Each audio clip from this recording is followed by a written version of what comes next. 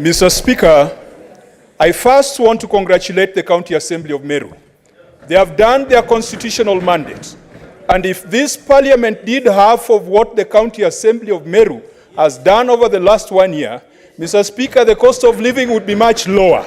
And some people will not be living in the houses they are living up on hills. I want to congratulate the County Assembly of Meru that whatever the outcome of today, they should not go home feeling that they did the wrong thing. They undertook their constitutional mandate.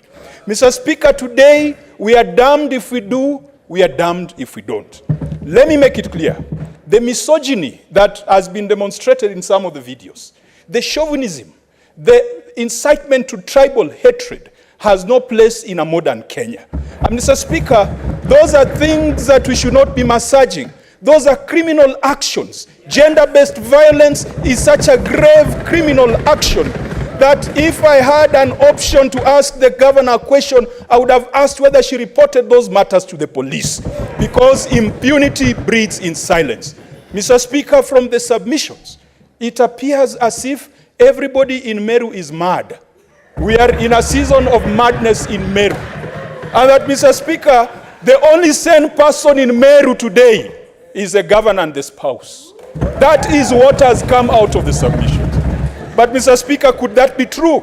That all the great men and women of Meru, including the Deputy Speaker of this House, are mad, are in a season of madness, and the only lucid person can be the governor? Mr. Speaker, that presupposes and that indicates is a big, big problem that an impeachment cannot solve. Mr. Speaker, we have a patient with 2 damaged kidneys. We take out 1 kidney, the patient will not survive. You take out the governor, you leave the assembly, you still have a problem. You reinstate the kidney, which is the governor, you still have a problem. Mr. Speaker, Article 192 says that where a county government has irretrievably broken down, that county should be suspended, that county should be sent to a fresh election.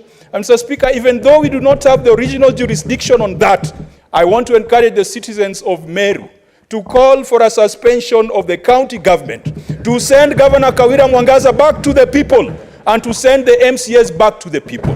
We have been told a lot of stories about who is popular and who is not popular.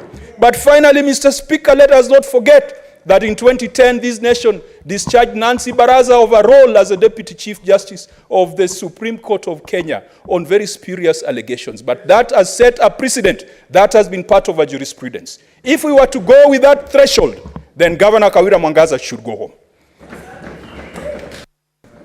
Senator Wakoli.